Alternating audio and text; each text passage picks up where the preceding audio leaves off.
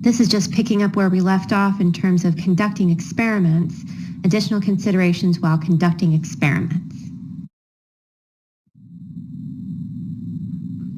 Okay, so we're going to continue on with other things that the chapter covers when it comes to running experiments. So there's the type of measure. You can measure an outcome via self-report, which is participants reporting on a questionnaire. Keep in mind that self-report does have its limits in terms of how people respond and how honest they are. You can actually measure how much social desirability matters to them or include a lie scale, or you can just take into account the fact that people are going to be responding in a way that they think you want to hear. So you can include filler items in order to distract from the main focus of your questions, or just find other ways to try to get at people's honest feelings. Making sure that they know that their responses are anonymous is one way in order to make sure that that isn't one of the potential issues or concerns. Behavioral measures include observing behavior to determine whether a behavior is present or absent and how long it might last for. The challenging thing with behavioral measures, of course, is coming up with consistent ways of coding that particular behavior.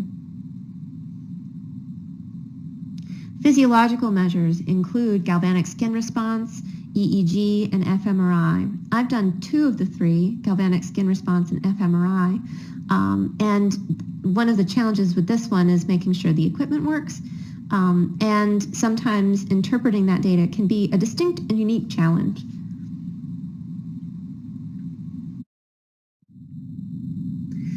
Other things to consider, including the value of multiple measures. So if, for example, you have a measure of heart rate as well as people's self-report levels of stress, that makes your argument stronger and your evidence stronger.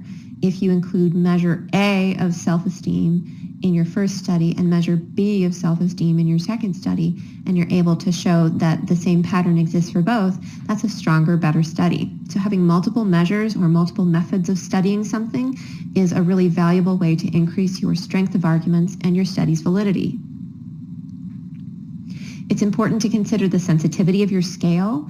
If, for example, all of your scores are gathering toward the bottom of your distribution and there's very little variability, or all of them are bumping up against the ceiling, and once again there's very little variability, that might indicate that your scale doesn't have a wide enough range and that you need to consider changing your scale or changing the range of your scale in order to capture more variability in your data.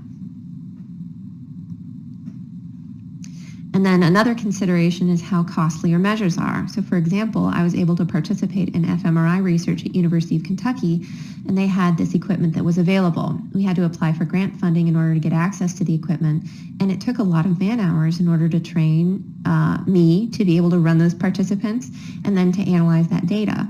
It was a very costly enterprise to do fMRI research, and I would not have access to that equipment here.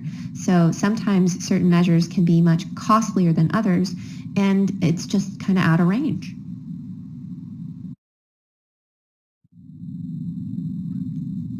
Other things to consider, we're going to cover 2 more concepts.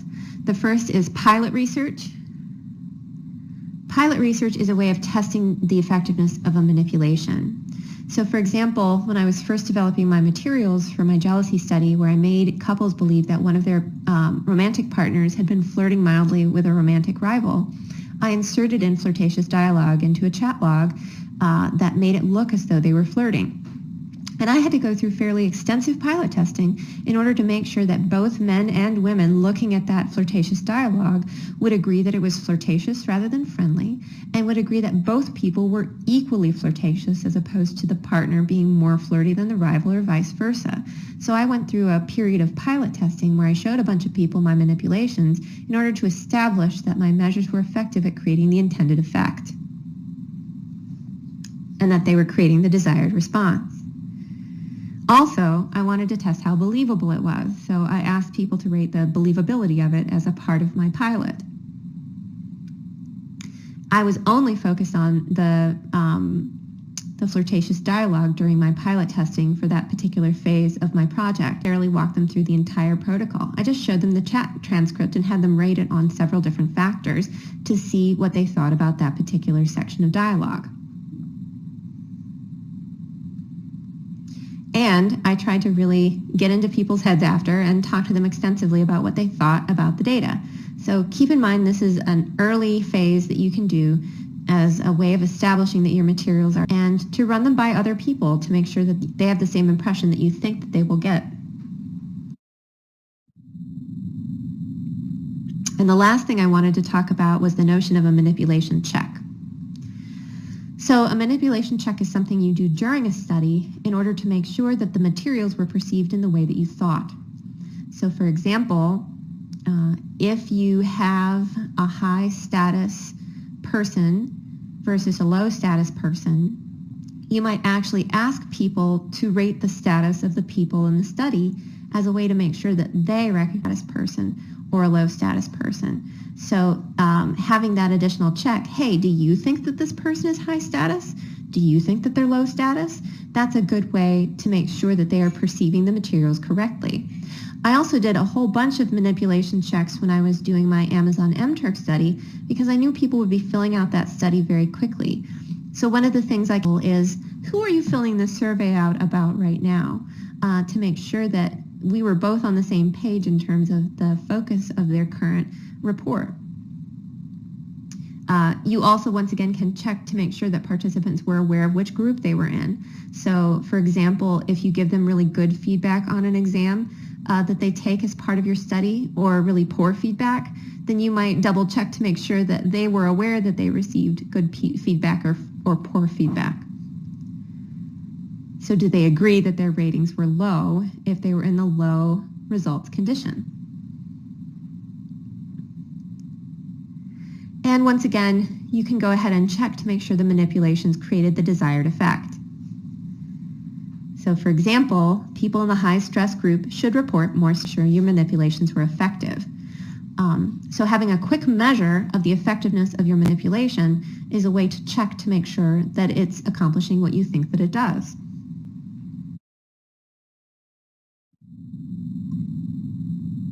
Oh, I forgot. There is one more thing. Another thing is debriefing. So debriefing is where you sit participants down at the end of the study and you go through with them about the purpose of the study. This particular stage is required for all research that involves deception, and we've as a class. But it's also just a generally good practice to engage in debriefing work with participants at the end of a study and to tell them what you were actually studying. So you would reveal the purpose of the study to participants, as well as a little bit more about your hypotheses. This is also an opportunity to gain participant impressions of the research, what they thought about it, any questions that they had, and it could reveal potential challenges or issues with the study that might come up. So for example, if participants were confused about what they had to do, then you might need to change your script or clarity.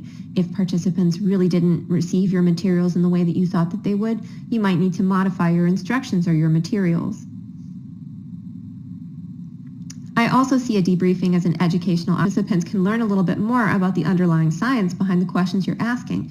And you don't know how many participants of mine have ended up becoming interested research assistants because they heard the debriefing and they became curious and they wanted to ask me more questions.